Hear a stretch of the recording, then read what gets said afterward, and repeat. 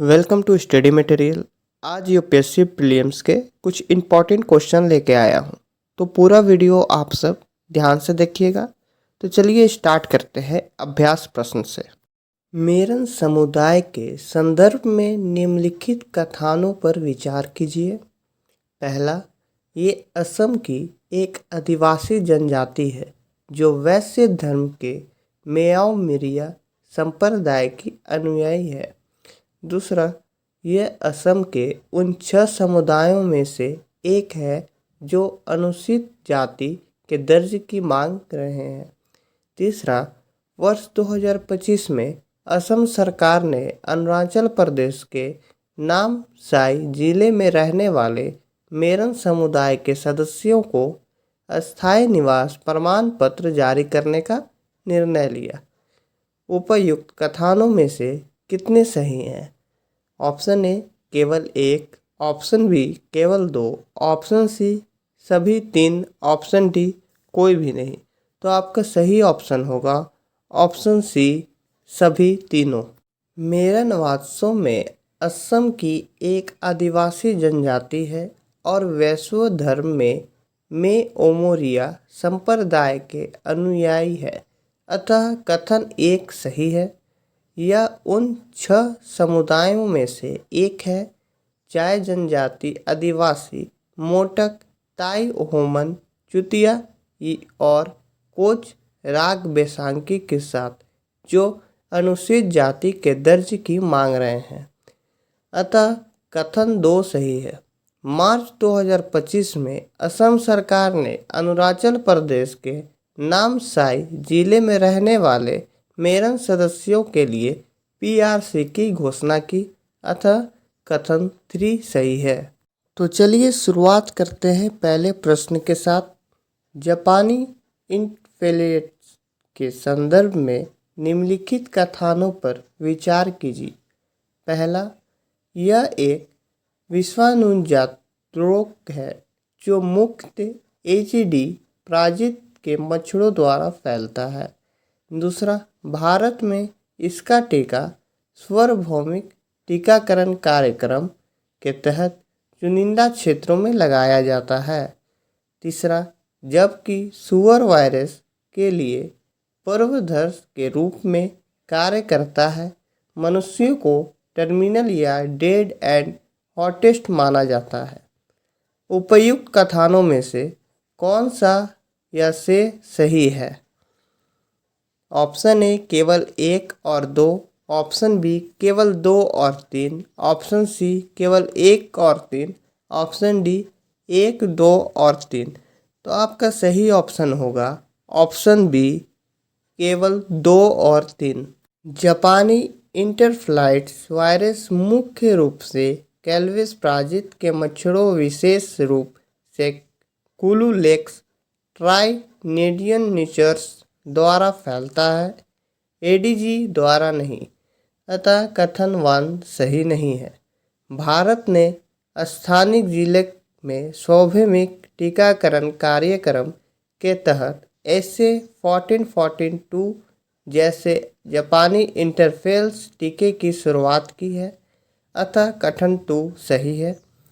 सुअर प्रवर्धित होस्ट होते हैं क्योंकि उनके रक्त में वायरस बहुत अधिक मात्रा में प्रतिरूप का निर्माण कर मच्छरों को प्रभावी रूप से संक्रमित करता है।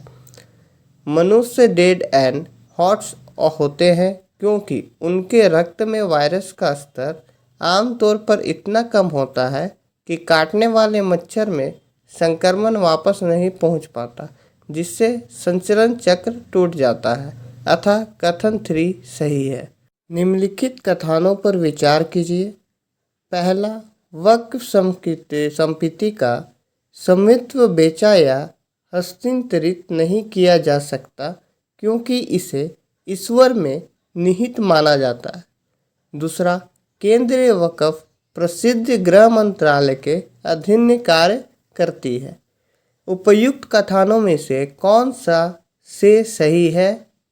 ऑप्शन ए केवल 1, ऑप्शन बी केवल 2, ऑप्शन सी 1 और 2 दोनों, ऑप्शन डी ना तो 1 और ना ही 2।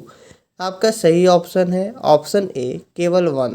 वाकफ संपत्ति का स्वामित्व ईश्वर में निहित माना जाता है, अर्थात इसे बेचा या हस्तांतरित नहीं किया जा सकता। वाकफ संपत्ति धार्मिक या धर्मदेह उद्देश्यों के लिए होता है। अंत कथा एक सही है। केंद्रीय वक्फ प्रसिद्ध की स्थापना वर्ष 1964 में हुई थी और यह अल्पसंख्यक मामले को मंत्रालय के अधीन कार्य करती है, न कि गृह मंत्रालय के अधीन, अतः कथन 2 सही नहीं है। फिलिस्तीन क्षेत्रों के भूगोल के संबंध में निम्नलिखित कथनों पर विचार कीजिए। पहला, गाजा पट्टी का तटीय क्षेत्र भूमध्य सागर से जुड़ा है, जबकि पश्चिम तट पूरी तरह से स्थल रुद्र है। दूसरा, गाजा पट्टी और पश्चिम तट दोनों ही इजराइल तथा मिस्र के साथ स्थलीय सीमा साझा करते हैं। उपयुक्त कथनों में से कौन सा से सही है?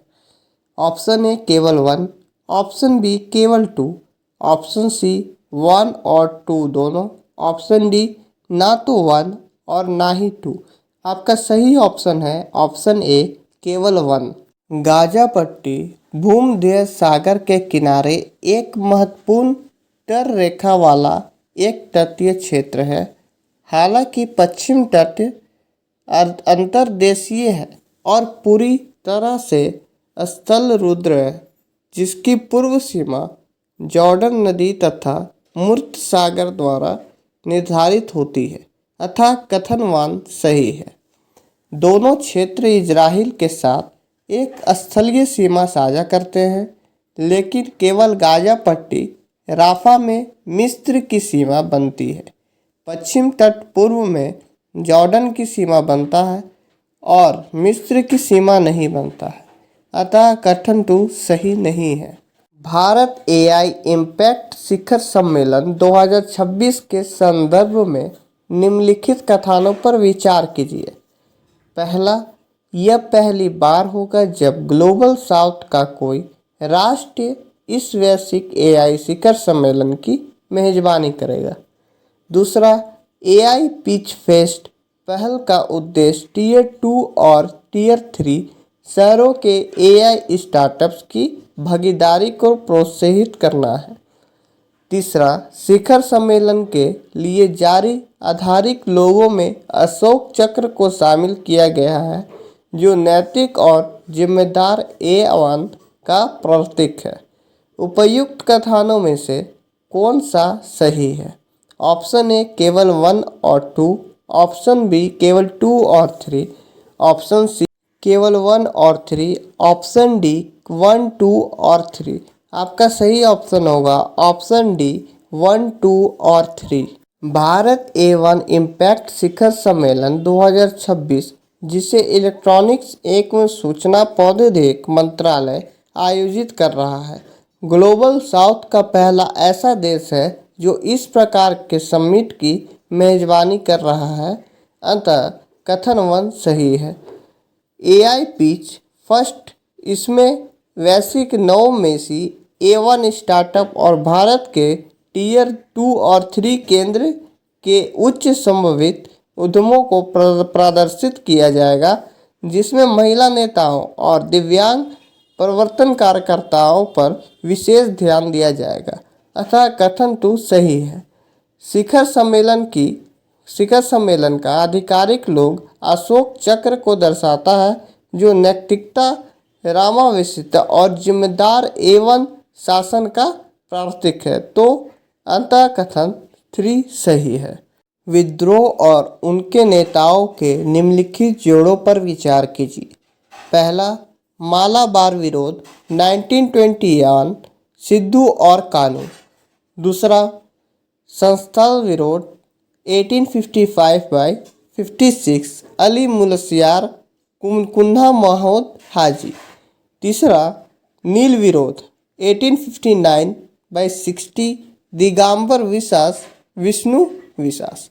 उपयुक्त युग्मों में से कितने सही सम्मिलित हैं?